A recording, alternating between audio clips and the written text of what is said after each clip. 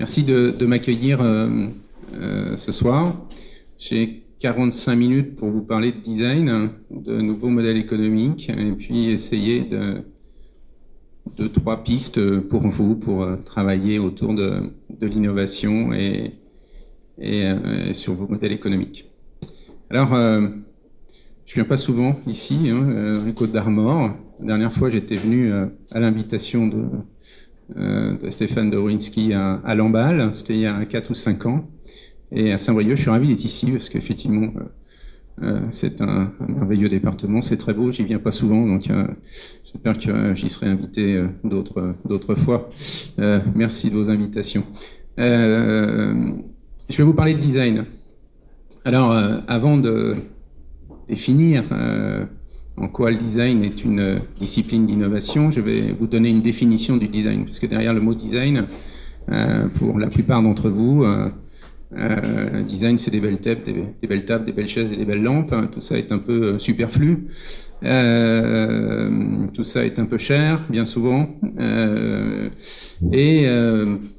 au fond, qu'est-ce que le design vient faire au moment où il y a une crise économique, au moment où il y a le Covid? Est-ce que c'est bien sérieux de parler de design dans cette affaire? Ben oui, c'est très très sérieux de parler de design, et je vais vous dire pourquoi. Je vais vous donner une définition du design. C'est très compliqué le design, parce que il se trouve que j'ai été président d'une association internationale d'écoles de design et d'universités de design, 250 membres et 250 définitions du design. Donc c'est effectivement extrêmement compliqué. Donc je vais vous donner la mienne. Elle regroupe, j'espère, toutes les autres, mais elle va vous donner des perspectives et justifier les raisons pour lesquelles je suis là. Design vient d'un mot latin, designare. Designare, ça a donné 2 mots en français, dessiner et dessin, le mot dessin, projet. En fait, de quoi il s'agit? Il s'agit de représenter, donc de dessiner, maintenant il y a des outils infographiques, mais originellement de dessiner, les usages de demain, compte tenu de la modification des contextes. Aujourd'hui, on vit des mutations absolument radicales. Comment on va spéculer, dessiner, représenter les usages de demain? Je vais vous donner un exemple dans 1 minute. Et puis évidemment, on a un projet. Alors quand on est dans l'entreprise, c'est comment on va générer de la valeur ajoutée. Dans la définition du design que je vous donne, je peux vous citer la phrase de Raymond Lévy, designer français aux États-Unis, qui dit: la plus belle courbe d'un produit, c'est la courbe des ventes. Je suis content que vous êtes tous chefs d'entreprise ici, donc je pense qu'on peut partager cette affaire. Donc un projet, c'est de générer de la valeur ajoutée, et puis de donner du sens. C'est-à-dire, évidemment, le designer va dessiner les usages de demain dans le sens du progrès. Parce que s'il s'agit de vivre plus mal, évidemment, ça pose un problème, sauf à être le diable, évidemment, mais sans se prendre pour Dieu pour autant, il s'agit quand même d'aller dans le sens du progrès. Si je suis dans une entreprise, le sens du progrès, c'est le développement, c'est l'innovation, c'est la génération de valeur ajoutée.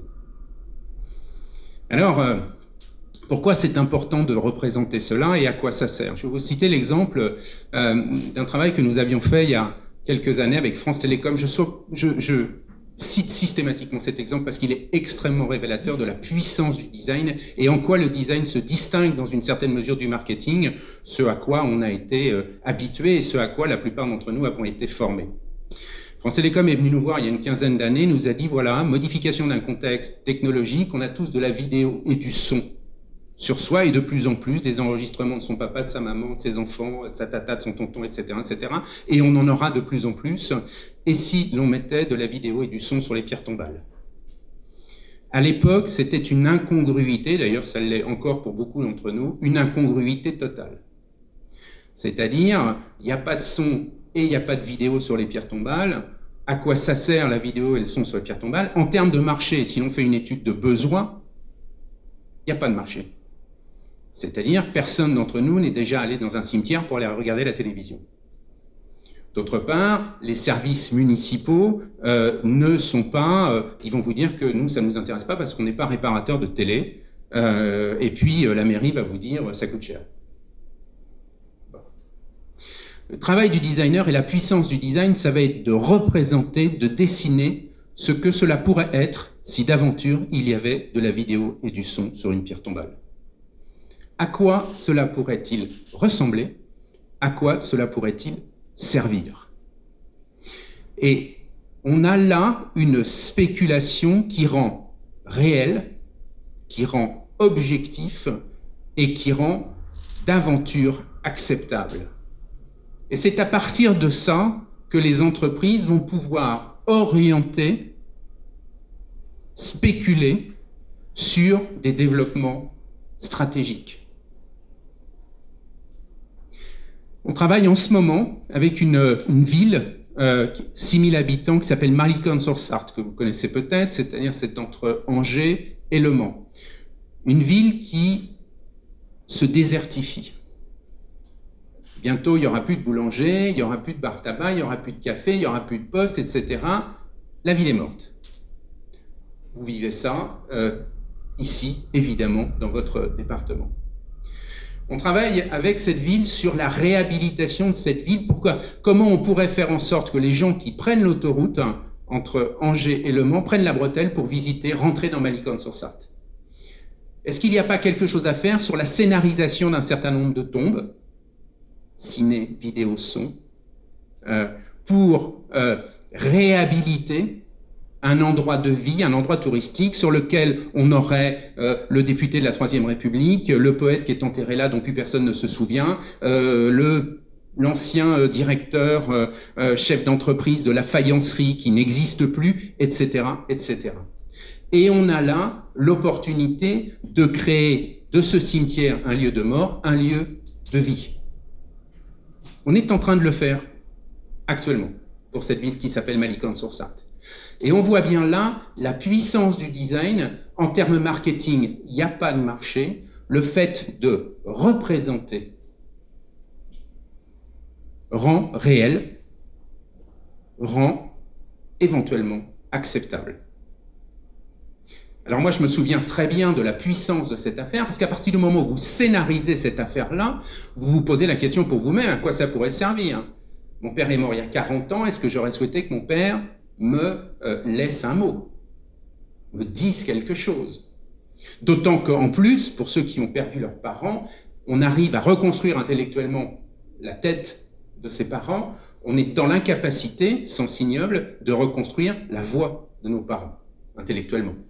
Si on la réécoute, on dit oui, bien sûr, mais on ne peut pas reconstruire. Donc un lieu sacré, sacralisé, où la vérité viendrait tellement de loin qu'elle aurait un écho extrêmement profond, donne du sens. Alors maintenant, revenons à l'entreprise avec qui on a travaillé récemment. Une entreprise qui conçoit, produit, vend des chaussures via un réseau de magasins de proximité extrêmement puissant en France. Image de marque extrêmement puissante. On va dans ce magasin pour acheter ces chaussures. Il y a 15 ans, quand est arrivé le commerce virtuel, c'est un commerce électronique à l'époque, ces gens-là ont dit, attendez, nous, jamais on est touché par ça, parce que jamais on achètera ces chaussures en virtuel, pour une raison simple, c'est que les chaussures, il faut les essayer. Force est de constater qu'ils se sont plantés. Aujourd'hui, mes deux filles achètent des chaussures 37, 38 sur des plateformes virtuelles du monde entier, on ne sait pas d'où ça vient, elles en renvoient une qui est la bonne taille ou pas la bonne taille, etc. etc. Bon. Donc, évidemment, pour eux, c'est la mort. Parce que s'ils ne restaurent pas leur modèle, ils sont morts. Ils sont venus nous voir en nous disant, alors c'est ça le problème de l'innovation, c'est-à-dire quand une entreprise vient nous voir, en général, elle vient nous voir pour perpétuer ce qu'elle sait faire. Parce que son schéma, c'est ça.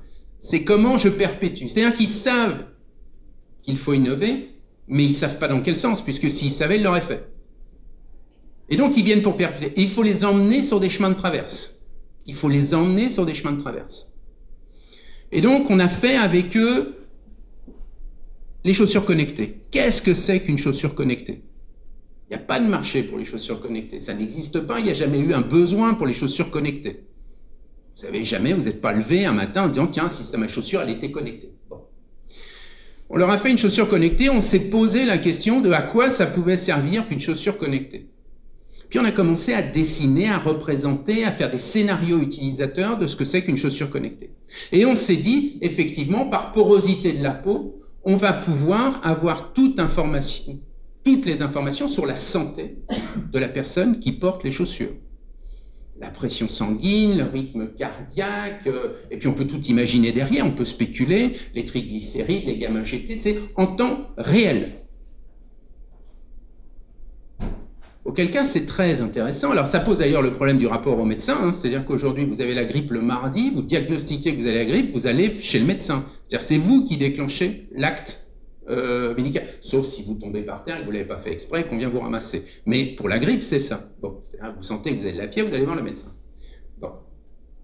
Demain, si effectivement la chaussure est connectée sur une plateforme virtuelle avec le suivi longitudinal, c'est votre médecin qui va vous appeler la veille. C'est-à-dire, le médecin va vous appeler le lundi pour vous dire « Monsieur Guellerin, vous serez malade mardi », parce qu'il aura toutes les informations avant vous.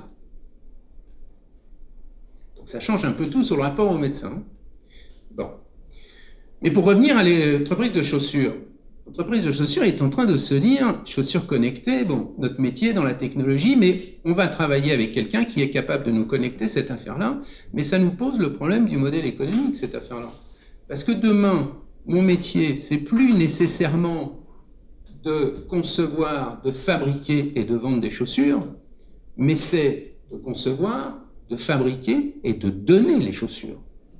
Parce que ce qu'ils vont vendre, c'est le suivi médicalisé.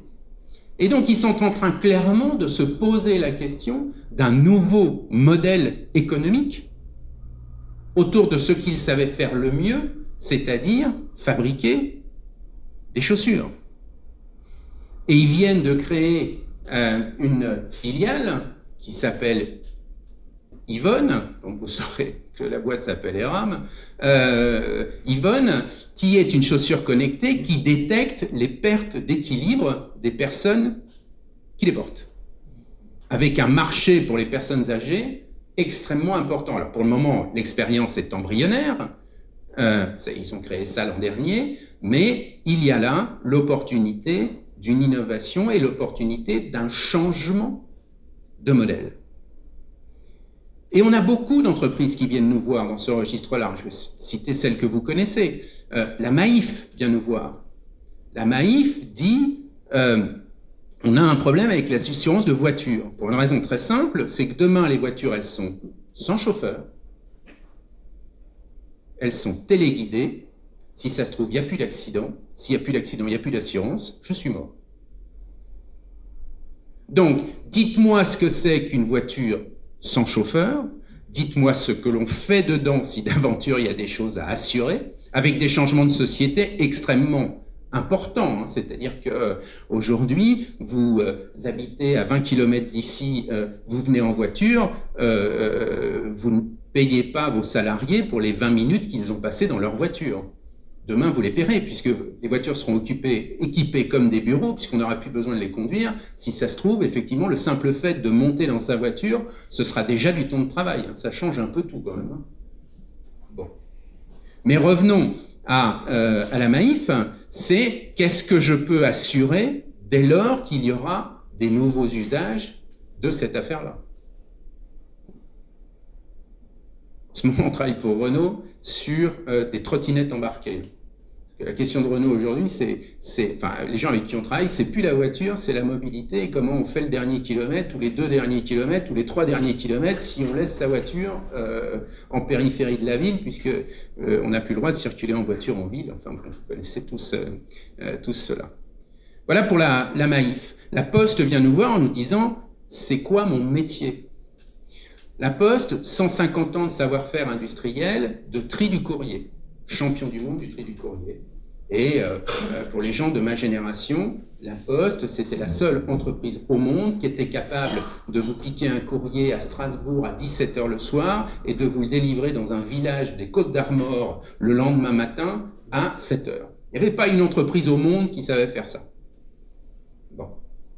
Sauf qu'aujourd'hui, il n'y a plus de courrier. On s'envoie des mails, et le jour où les banques seront totalement dématérialisées, il faut reconnaître qu'on ne recevra plus beaucoup de courriers quand même. Hein, parce qu'en ce moment, à part les relevés de banque, je ne sais pas vous, mais à part les relevés de banque et les factures, on ne reçoit pas grand-chose comme courrier. Hein. Bon, voilà. Bon, donc tout ça va être dématérialisé, donc ils sont en train de se poser. La question, c'est que s'ils se posent la question en termes de « mon métier, c'est trier le courrier », ils sont morts. Ils sont morts. Donc il faut qu'ils se reposent la question de la nature de leur activité. Donc on les a aidés à retrouver un peu de sens à tout ça. Et peut-être que le métier de la poste, c'est pas tant de trier le courrier que d'entretenir un lien social avec toute une population d'un territoire tous les matins. Et auquel cas, si c'est ça, eh bien là, on va pouvoir représenter un certain nombre de services. Et si ça se trouve, la Poste demain deviendra, je ne sais pas s'il y a des pharmaciens ici, le plus grand pharmacien de France. Et pourquoi pas?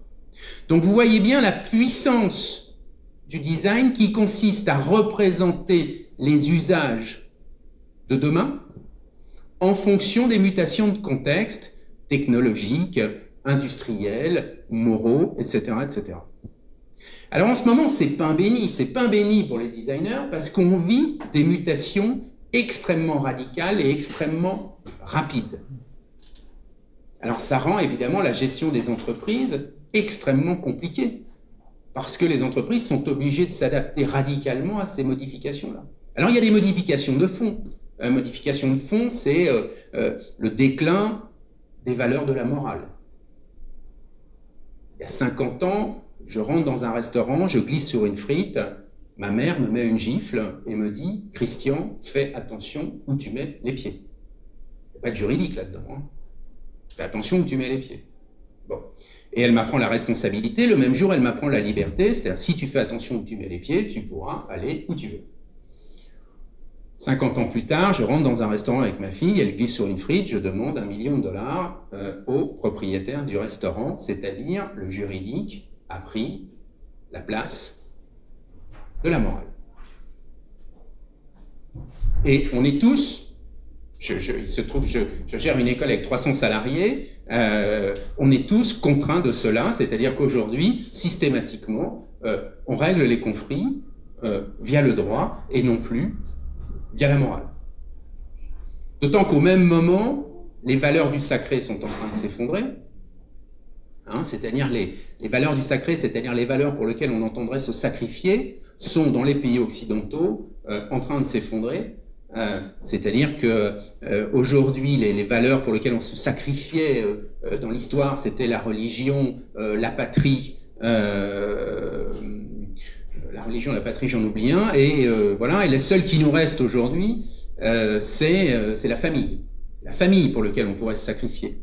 Bon. Et d'ailleurs, on voit les réactions sociétales dès qu'on touche à la famille. En fait, c'est lié à ça, parce qu'on sent bien que c'est la dernière valeur du sacré qui peut-être, et là je ne fais pas de morale sur ce qui se passe et ce qu'on a voté cet été, c'est pas mon sujet, hein, mais effectivement, est-ce que cette affaire-là ne menace pas cette dernière valeur du sacré? C'est la question qui nous est posée fondamentalement. Autre mutation radicale, à la fois la globalisation des échanges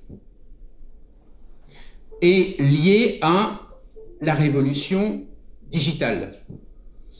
On travaille en ce moment en Afrique, où en Afrique, alors dans un pays qui s'appelle, on vient de créer une école au Bénin, hein, qui est un tout petit pays africain, 80% du territoire du Bénin est couvert par la 4G. C'est un truc de fou, quoi. Hein. Bon, 3 millions d'habitants, pays extrêmement pauvre. Alors, ils vont passer d'une économie pastorale, c'est-à-dire les gardiens de chèvres, à la 4G. Il n'y aura pas de phase industrielle chez eux, probablement. Ça change évidemment tout, parce que le type qui fait du fromage, avec sa vitrine Internet, il est potentiellement une multinationale. Potentiellement une multinationale. Ça change évidemment tout. Je travaille avec une jeune fille qui est biologiste et qui fait du shampoing à la noix de coco, à la papaye, etc., etc. J'ai aucune raison, elle est biologiste, elle est docteur en biologie, je n'ai pas essayé ces shampoings, mais il n'y a aucune raison de penser que ça marche pas, hein, ces shampoings. Eh bien, aujourd'hui, elle commence à vendre ses produits depuis le Bénin jusqu'à Elle en vend en Chine, elle en vend en France, avec un relais de gens béninois qui sont dans tous ces pays-là, quoi. Seul problème qu'elle a aujourd'hui, et c'est pour ça qu'on a créé une école de design, c'est que ces packaging ressemblent à du pec-vaisselle, et donc elle va quand même avoir du mal à en vendre, donc il va falloir un peu travailler sur les codes graphiques et les codes packaging. Globalisation, culture digitale qui est en train de tout irriguer, hein, et je reviendrai sur la révolution digitale. Fondamentale, et ça va être exacerbé dans les années à venir, c'est l'émergence d'une conscience écologique sur le marché. Alors, on ne va pas y échapper. Il y a un problème dans cette affaire-là, c'est que dans l'écologie, il y a deux branches, comme vous le savez. Il y a soit la décroissance naturaliste, soit l'innovation. Bon, en tant qu'entreprise, vous avez intérêt à choisir l'innovation parce que la décroissance naturaliste, c'est-à-dire il va falloir arrêter de consommer, il va falloir faire attention sur un tas de choses, ça pose quand même un problème à l'activité. C'est-à-dire bon. Donc, moi, je préfère la consommation raisonnée, c'est-à-dire l'innovation pour générer une consommation raisonnée. Mais on voit bien les dilemmes que ça pose. C'est-à-dire le maire de Bordeaux dit on veut plus de sapins parce qu'on veut plus de machins coupés. Donc, on serait plutôt dans la décroissance naturaliste. On voit bien les polémiques. Je ne sais pas si la décision qu'il a prise elle est bonne ou pas bonne. Enfin bon, il s'interdit pour les 6 ans à venir à acheter un bureau en bois, quoi. Puisque ce sera nécessairement du bois coupé, quoi. Bon, et j'ai eu ce matin Michel Ducassé, directeur général de la Chambre de commerce de Mont-de-Marsan. Lui, il n'est pas content sur le bois coupé, hein, parce qu'il gère un département dans lequel il y a des sapins partout. Et lui, depuis des années et des années, il prône la forêt raisonnée, le renouvellement, etc., etc. Donc évidemment, ça lui convient pas. Mais on voit bien que là, il y a quelque chose qui est extrêmement schizophrène entre cette décroissance et la croissance et l'innovation. Alors, ce qui fait qu'on va devoir probablement économiser de toute façon les ressources avec un objectif qui est de sauver la planète.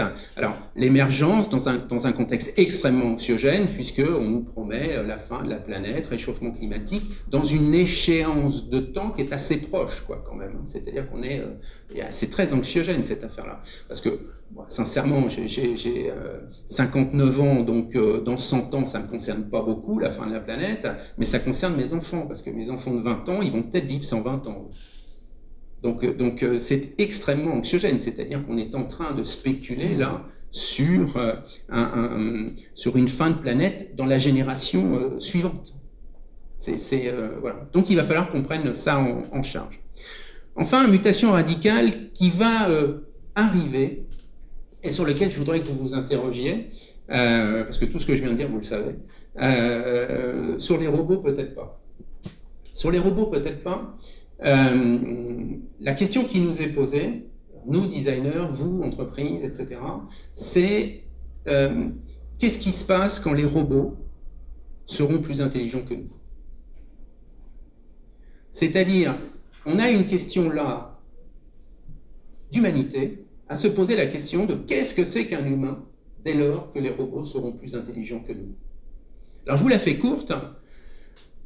Vous avez un accident de vélo, c'est à la mode. Vous avez un accident de vélo, vous perdez une jambe. On vous greffe une jambe bionique. Aujourd'hui, il semble que technologiquement ce soit possible. Est-ce que vous êtes encore humain? Ah oui, évidemment, vous êtes encore humain. Vous reprenez votre vélo, vous n'avez pas de bol, vous avez un deuxième accident. Là, vous n'avez vraiment pas de chance. On vous greffe une deuxième jambe bionique. Le problème, c'est que si vos 2 jambes bioniques vous permettent de courir plus vite qu'Usain Bolt, est-ce que vous êtes encore humain? Et on a une vraie question, là, de savoir ce que c'est qu'être humain et de notre position en tant qu'humain dès lors que les robots vont se substituer à nous dans tout un tas de domaines. Là encore, je suis d'une génération où l'incarnation de l'intelligence humaine, c'était le champion du monde d'échecs. Aujourd'hui, le champion du monde d'échecs, il ne lui viendrait pas à l'idée de lutter contre l'ordinateur. Il est dépassé. Et alors, L'intelligence, évidemment, alors vous direz, bah oui, mais l'intelligence, c'est aussi la sensibilité. Mais attendez, les robots vont être sensibles, évidemment. Les robots vont être sensibles. Si l'amour, c'est le reflet que l'on porte à quelqu'un et la réaction de cette personne par rapport à l'amour qu'on lui porte, on va inventer des robots qui vont passer leur temps à dire « Christian, qu'est-ce que t'es beau, Christian, qu'est-ce que t'es intelligent, Christian, qu'est-ce que je t'aime ?» Puis peut-être que ça va me suffire, au fond. Et donc, autrement dit, on a là une vraie question d'humanité qui nous est posée. Qu'est-ce que c'est qu'être humain dès lors que les robots seront plus intelligents que nous? Je travaille avec une entreprise qui s'appelle Silken. Silken fait des avatars. Alors, avatar, c'est quoi? Vous rentrez dans une cabine photomaton, vous êtes photographié 350 fois, devant, derrière, etc. Et puis 5 minutes après, on vous donne une clé USB sur laquelle il y a votre représentation exacte, virtuelle, articulée. Et moi, je me souviens, j'ai été terrifié quand j'ai vu ça, parce que c'est la première fois que je me suis vu marcher de dos. Puisque, effectivement, j'avais un mini-moi qui marchait, et je m'étais jamais vu marcher de dos.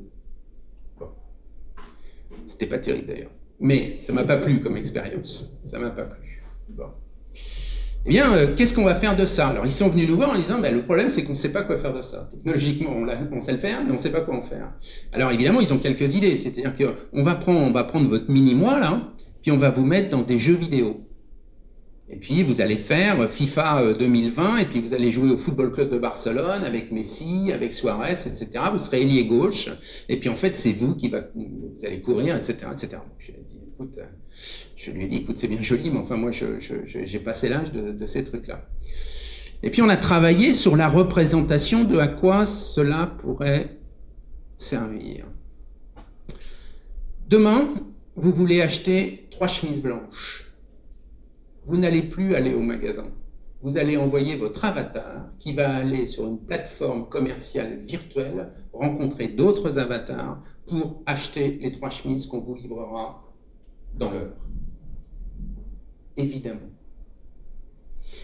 Et là où je parlais des robots, c'est que pour peu que vous dotiez votre avatar d'intelligence artificielle, et comme il aura exactement la couleur de toute votre chemise, eh bien il dira, écoute, tu m'en as demandé 3, mais je vais en ramener une blanche, une noire, et puis une verte, parce que des blanches, t'en as déjà suffisamment, et votre avatar aura pris le pouvoir.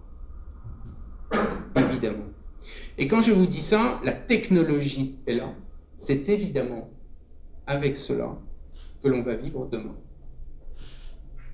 Alors, je plante le décor de modification de contexte, de l'obligation de représenter demain pour gérer à la fois ces incertitudes et à la fois l'anxiété qui est générée par ces incertitudes.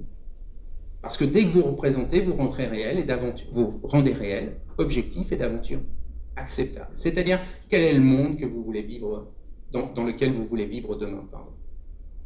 Alors, ramener à l'entreprise, ça donne quoi? Ramener à vos entreprises, ça donne quoi? Pendant 150 ans, on a vécu sur un paradigme industriel qui était le paradigme modélisé par Taylor du management scientifique. En clair, comment je fais de mieux en mieux ce que je sais faire? On a tous participé à des cercles de qualité ISO quelque chose, où on s'est réunis autour de la table, on a mis des post-it au mur, comment on fait de mieux en mieux ce que l'on sait faire. Et si on fait de mieux en mieux ce que l'on sait faire, on a des chances de faire un peu mieux que sa concurrence, et puis de générer un peu plus de valeur ajoutée, de prendre des marchés, d'avoir un peu plus de levier sur la promotion, un peu plus de levier sur les capacités de développement, de capacités d'emprunt, etc., etc., etc. Tout le modèle de vos entreprises, on est assis sur ce modèle-là. Le problème, c'est qu'il va falloir, compte tenu de ces modifications de contexte radicales, il va falloir changer de modèle et passer à un autre modèle qui est le modèle de l'innovation, c'est-à-dire comment je suis en capacité en permanence de faire autre chose avec ce que je sais faire. Et au fond, on va être dans ces deux modèles-là, c'est-à-dire qu'il va falloir continuer à faire bien ce qu'on sait faire, c'est la moindre des choses, et être en capacité de faire autre chose avec ce que l'on sait faire. Si la Poste reste dans un modèle industriel, je trie le courrier, comment je trie de mieux en mieux le courrier, ils sont morts. Il faut qu'ils passent à un autre modèle, comment, avec ce que je sais faire, je suis en capacité de faire autre chose. On a travaillé avec une entreprise du Maine-et-Loire qui s'appelle Manulatex. Manulatex fait du tissage de fils d'acier.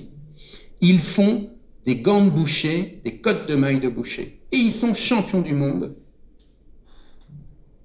des gants de boucher, des cottes de mailles de boucher. Le problème, c'est qu'il y a 15 ans, 20 ans, les Chinois arrivent.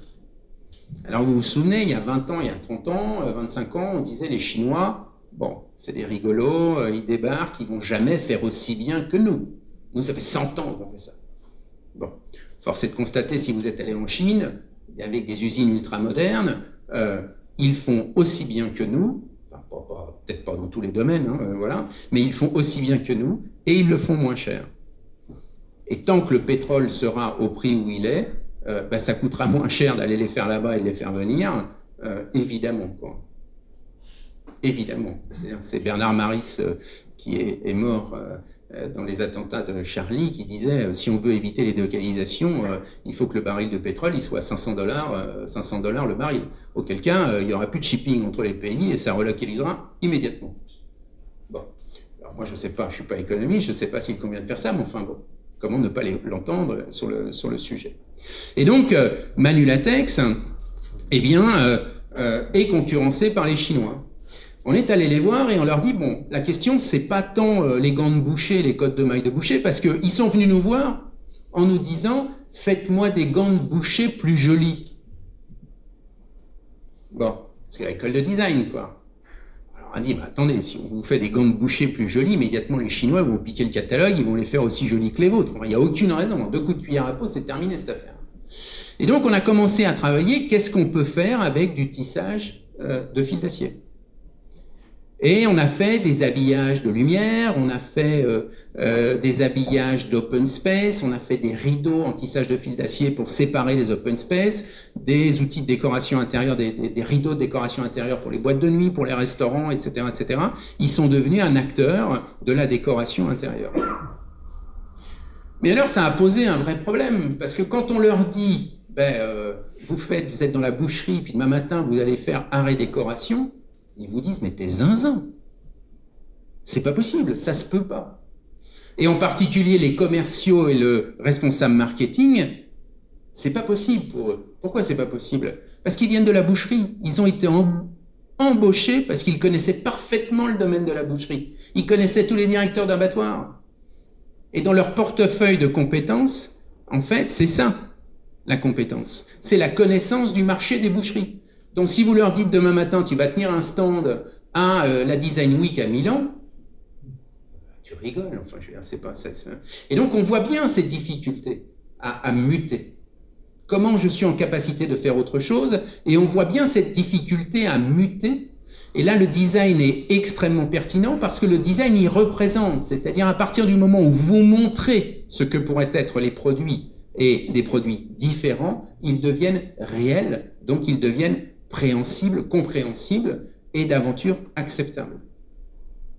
Et à quel moment le design devient une discipline de management? C'est que pour arriver à ça, vous ne pouvez pas le faire sur une équipe décentralisée, c'est l'affaire de tous. C'est-à-dire que vous devez mettre autour de la table toutes les fonctions de l'entreprise, le designer devenant à la fois la personne qui représente, mais à la fois la personne qui est en capacité de mettre autour de la table les ingénieurs, les marketeurs, les philosophes, les sociologues, des gens extérieurs, pour réfléchir à ça. Pourquoi les philosophes et les sociologues? Parce qu'il s'agit de donner du sens, et pas simplement du sens économique. Si vous voulez que les gens adhèrent, il faut du sens. Je vous rappelle cette phrase je vous cite cette phrase de ancienne ministre de la Culture danoise, qui était également directrice d'une école de design à Kolding. Kolding, c'est l'école de design de Lego. Lego, les outils de construction, les jouets de construction. D'ailleurs, ils n'appellent pas jouets de construction, ils appellent jouets créatifs. Elle dit, les entreprises du 19e et du 20e siècle se sont posé la question de ce qui était industriellement, technologiquement possible et économiquement profitable. technologiquement possible, économiquement profitable, les entreprises du XXIe siècle se posent la question de ce qui fait sens.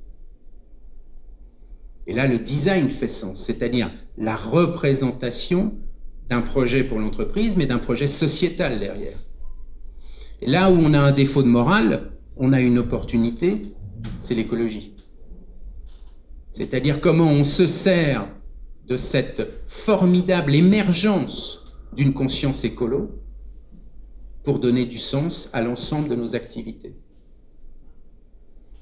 Alors, je ne suis pas angélique en disant ça, hein. C'est-à-dire qu'une entreprise, son boulot, c'est pas de faire le bonheur de l'humanité, c'est de gérer de la valeur ajoutée. La vertu d'une entreprise, c'est pas de faire le bonheur de l'humanité.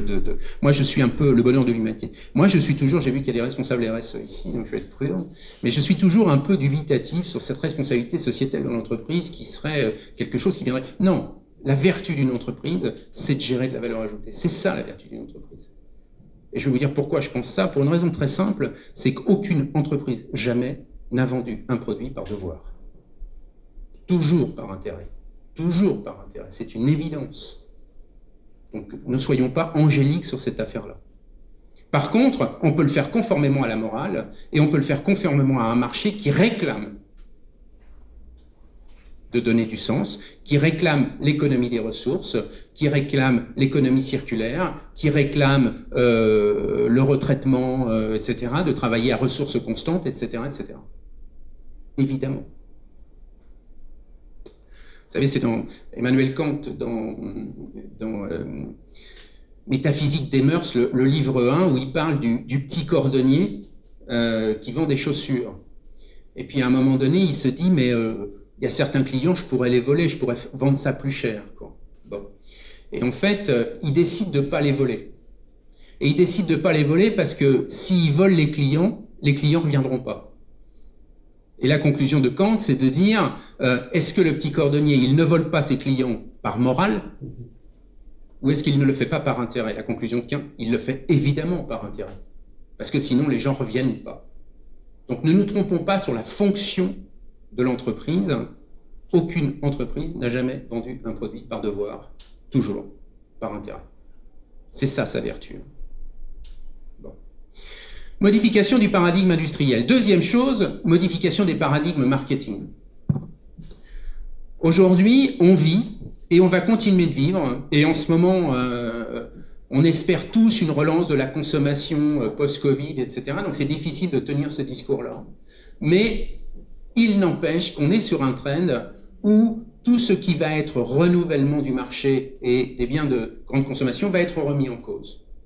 C'est-à-dire le modèle sur lequel on a été assis pendant 70 ans, c'est-à-dire j'achète un lave-vaisselle et au bout de 3 ans, il claque, enfin lave-vaisselle 70 ans peut-être pas, mais enfin bon, bref, mais vous avez compris, machine à laver, au bout de 3 ans ça claque et j'en rachète un, et tout ça est vertueux puisque si le but du jeu c'est de générer de la valeur ajoutée, eh bien c'est vertueux. Hein, c'est-à-dire qu'il faut écarter. On a fonctionné comme ça. On a fonctionné comme ça. Point que les Américains, vous le savez, avaient modélisé, mais ça fait déjà très longtemps, avaient modélisé l'obsolescence programmée. Au point que tous les constructeurs de lave-vaisselle font des lave-vaisselle sur lesquels il est impossible de changer la petite pièce qui coûterait 0,5 centimes. C'est impossible parce qu'on ne peut pas ouvrir le lave-vaisselle parce qu'on n'a jamais le bon tournevis. Et puis la pièce, soit elle se fait plus, soit elle coûte 280 €. Donc autrement dit, il vaut mieux changer le lave-vaisselle. Bon. Et on a fonctionné là-dessus. Et force est de constater qu'on a plutôt bien fonctionné dans les pays occidentaux. C'est-à-dire que la génération de richesse nous a plutôt à tous servi. Il y a plus de classe moyenne dans les pays occidentaux, de liberté, etc., etc. Tout ça a bien fonctionné. Le problème, c'est que ça ne peut plus fonctionner comme ça. C'est-à-dire que l'exigence de l'économie de ressources fait que votre lave-vaisselle, si vous avez la possibilité de le garder 15 ans ou de le réparer, il va falloir le garder 15 ans ou le réparer. Parce qu'il faut économiser la ressource. Et parce que les consommateurs vont être vigilants là-dessus. Et c'est même pire que ça. C'est que votre lave-vaisselle, grâce aux réseaux sociaux, grâce à cette formidable opportunité que nous donnent les réseaux sociaux, Internet et les réseaux sociaux, votre lave-vaisselle, vous allez devoir le partager. Parce qu'il est totalement inadmissible que votre lave-vaisselle ne fonctionne qu'1 heure par jour, là où il pourrait fonctionner 24 heures par jour. Donc vous allez devoir le partager avec 23 autres familles. C'est votre responsabilité. C'est comme ça demain qu'on va vivre, évidemment. Je vous annonce qu'il est totalement inadmissible que toutes ces voitures qui sont là ne fonctionnent qu'une heure ou une heure et demie par jour. C'est inadmissible au titre de la gestion des ressources. Donc il va falloir qu'on se les partage. Donc ça pose quand même un vrai problème parce qu'on n'a pas vécu comme ça, hein, puis on n'a pas nécessairement envie de vivre comme ça, mais il n'empêche que c'est comme ça qu'on va devoir vivre. Il va falloir prendre en conscience ça. Ce qui fait qu'il y a tout un tas d'entreprises qui vont devoir passer probablement du produit au service. Évidemment. Parce que si Monsieur Bosch, qui vend des lave-vaisselle, vend un lave-vaisselle une fois tous les 15 ans et il en vend un pour 24 familles, autant dire qu'il ne vend plus de lave-vaisselle, quoi. Et donc, autrement dit, il va falloir qu'il passe au service, qu'il vende les services qui vont avec. Alors, qu'est-ce qu'on peut inventer comme service au-delà du lave-vaisselle et comment on peut créer des marchés autour de ça? Et donc, modification des paradigmes industriels qui forcent à l'innovation et comment on crée des structures pour passer finalement d'un ancien modèle industriel à un nouveau.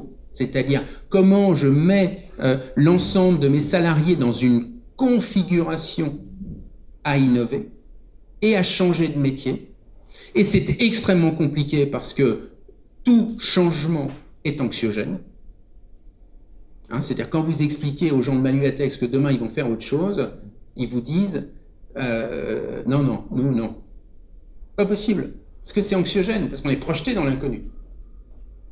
Donc c'est compliqué, comment on crée des structures et comment à un moment donné on fait travailler les gens ensemble autour de ces nouveaux modèles et autour de l'innovation.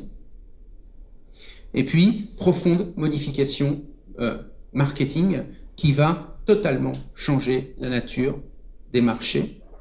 Mais on a une formidable opportunité, c'est d'ordonner, pour donner du sens, d'ordonner ces modifications, ces innovations, avec l'émergence de cette conscience écologique qui nous oblige.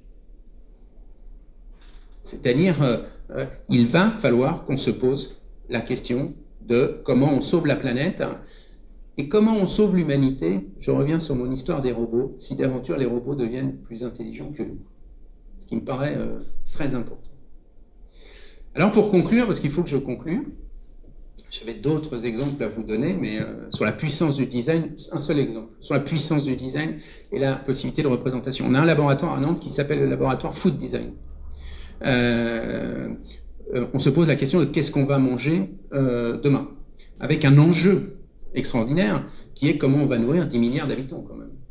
Alors si on est dans une logique de décroissance naturaliste, et certains le sont, comment on va passer de 7 milliards à 6 milliards, 5 milliards, 4 milliards, 3 milliards. C'est ça, parce que si vous lisez Henri Thoreau, le philosophe, on en est à peu près là quand même. Hein. Bon.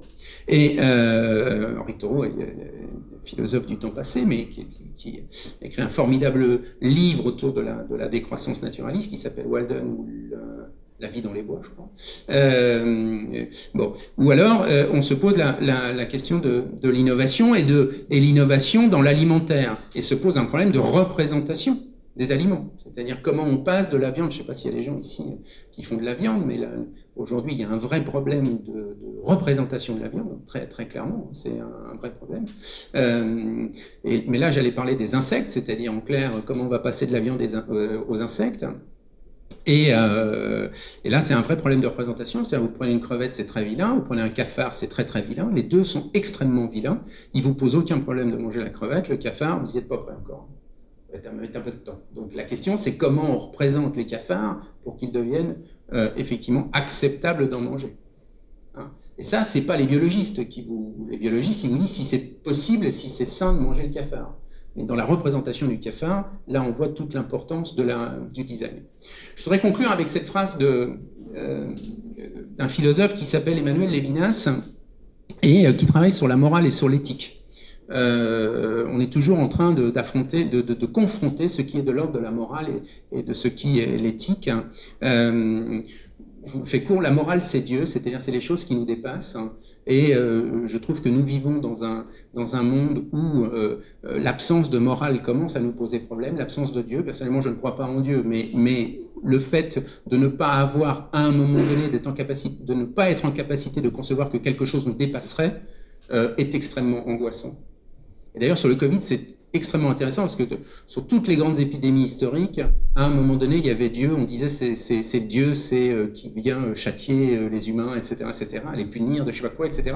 C'est-à-dire, comme on savait pas expliquer tout ça, on disait c'est quelque chose qui nous dépasse, quoi. Et aujourd'hui, on n'en a absolument pas parlé, mais ce qui rend évidemment les hommes d'autant plus responsables. Et comme, en l'occurrence, on ne maîtrise rien sur cette affaire-là, ça devient extrêmement anxiogène.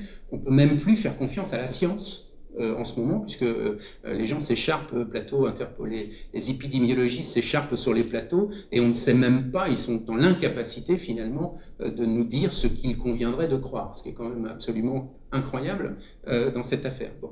Donc morale, c'est quelque chose autour de Dieu, l'éthique, c'est notre responsabilité à faire. Et Lévinas dit cette phrase qui est extrêmement puissante, la morale nous fait nous apitoyer sur ceux qui ont faim, la morale nous fait nous apitoyer sur ceux qui ont faim, l'éthique nous oblige à les nourrir. Et donc on voit là, finalement, toute notre humanité, à la fois à être dépassée par quelque chose, nous fait nous apitoyer, on pourrait s'en ficher totalement, hein, mais non, quand même, on a un peu d'éducation, un peu de culture, donc il nous en reste un peu de morale quand même. L'éthique nous oblige à les nourrir. Eh bien, en tant que chef d'entreprise, vous avez la responsabilité de générer de la valeur ajoutée, parce que la valeur ajoutée, c'est de la génération de richesse, et cette richesse, après, elle est répartie parmi toutes les populations, parmi la société, et ça, c'est vertueux. Je vous remercie beaucoup.